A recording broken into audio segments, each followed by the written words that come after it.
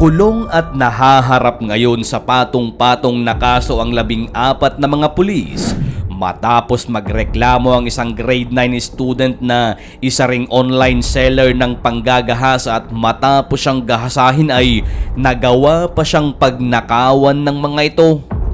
Ang insidenteng ito ay muling nagbukas ng isang masakit na tanong mula sa publiko na hanggang saan pa ba natin maaasahan ang sinumpaang tungkulin ng mga alagad ng batas na to serve and to protect kung ang mismong tagapagtanggol ng karapatan ay siya ring inaakusahan ng paglabag dito?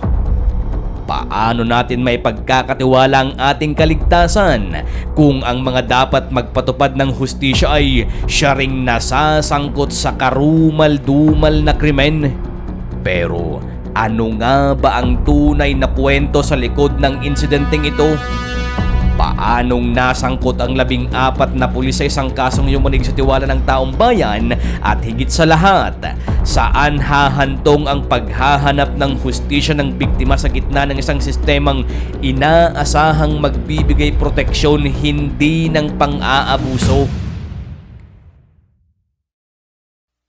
Nagsimula ang lahat umaga ng Nobyembre 22 nang ang PNP Drug Enforcement Group o PDEG, Special Operations Group Region 4A ay nagsagawa ng anti-illegal drug operation sa isang bahay sa Bacoor City, Cavite. Target nila noon ang isang big time na drug pusher na naninirahan sa lugar. Subalit nang makarating sila sa isang bahay na tinutuluyan ng target nilang suspect ay wala na ito. Hindi nila inabutan o sa madaling sabi ay nakatakas. Ang tanging inabutan nila doon ay ang girlfriend ng suspect na itago na lang natin sa pangalang Angie. 18 taong gulang, isang grade 9 student at the same time ay nag-online selling para pantustos sa kanyang pag-aaral.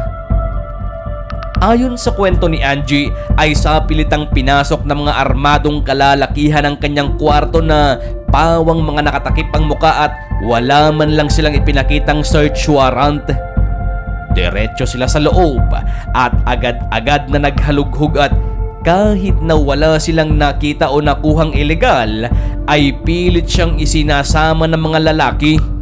Subalit nang dahil sa ayaw sumama ni Angie ay dito na nagsimula ang malaking kalbaryo sa kanyang buhay sa harap mismo ng mga alagad kuno ng batas. Ayon mismo sa kanyang kwento, noong mga oras na hindi siya mapilit na isama para ikulong ay nagsalita ang kanilang team leader at sinabing siya na lang ang bahala sa babae. Dito na ngayon nagsilabasan ang ibang mga pulis at ang tanging naiwan ay ang kanilang team leader na kinilala naman ng biktima na si Lieutenant Ram Rojon Pastor Maristela. Dito ay nagsimula nga siyang gahasahin at matapos nito ay kinuha pa niya ang ilang personal niyang gamit katulad ng cellphone at dagdag pa ni Angie sa kanyang kwento ay sinabi pa daw ni Police Lieutenant Maristela na kung gusto daw niyang makuha ang kanyang cellphone ay magkita na lang daw sila ulit. Tila hindi pa nakontento ang kumag at gusto pa ulit makaisa. Ang mga kasama naman ni Maristela ay kumuha din ng ilang mga gamit katulad ng sapatos, 2 gintong singsing, alkansya, 2 helmet at iba pa. Sa kalapit din na bahay nila Angie ay may mga sinaktan at pinagnakawan din ng mga cellphone at isang motor ang grupo ni Maristela. Ayon naman sa mga kwento ng mga nagreklamong kapitbahay ni Angie ay binatok-batukan sila at may pagbabanta pang bubugbugin at ikukulong. Baba ko po, binatok-batukan po ako, tinulak. Tapos pinagbantaan po na bubugbugin daw po ako sa loob ng kwarto. Tapos ikukulong din daw po kasi.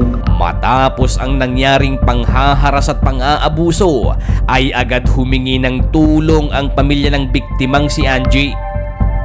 Agad ding isinampa ng biktima ang formal complaint at sinumpa ang salaysay kung saan detalyado niyang ikinuwento ang lahat ng nangyari. Matapos nito ay agad nag-imbestiga ang mga otoridad at agad isinailalim ang biktima sa medical legal examination. Sa kanilang pag-iimbestiga ay nalaman nilang wala palang lehitimong police operation ang grupo ni Maristela noong araw na yon. Tugma ito sa naging kwento ng biktima na bigla na lang silang pumasok at walang ipinakitang search warrant. Bukod dito, ayon sa PNP ay wala din silang pre-operation order at walang official report ng raid. At dahil pulis ang mga sangkot, ay agad inakyat ang kaso sa PNP Internal Affairs Service at isinama ang NAPOLCOM at agad na naglabas ng warrant para sa mga akusadong mga pulis. Ayon sa mga otoridad noong una ay naging tensyonado umano ang pag-aresto sa grupo ni Maristela sa loob mismo ng kanilang opisina sa Camp Vicente Lim sa Calamba, Laguna.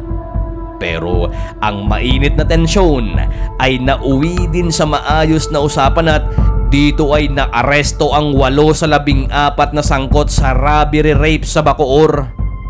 Kasama sa mga naaresto ay si Police Lieutenant Ramrojon Pastor Maristela at damay din ang kanilang hepe at agad itong sinibak dahil naman sa command responsibility. Ang 6 pa sa 14 na mga sospek ay patuloy pang pinaghahanap pero makalipas ang ilang araw ay kusa ding sumuko ang mga ito at ayon kay PNP Drug Enforcement Group Acting Director Police Brigadier General Elmer Ragay ay all accounted na ang 14 na mga pulis. Ayon kay Ragay, isa-isang sumuko ang 6 na mga pulis at ang mga sangkot sa nangyaring robbery rape ay nakakulong na sa detention facility ng PNP Headquarters Support Service. Nahaharap naman ngayon ang mga ito sa patong-patong na kaso kasama na ang kasong rape, robbery in band o pagnanakaw ng sama-sama, karnaping, administrative charge katulad ng grave misconduct, violation of police operational procedure, police responsibility para sa kanilang hepe at iba pa. Sa pagtatapos ng investigasyon, isa-isang humarap ang mga pulis sa mga kasong isinampa laban sa kanila. Ang mga badge na minsang naging simbolo ng kanilang serbisyo at dangal, ngayon ay ebidensyang nagpapaalala ng kapangyarihang kanilang inabuso.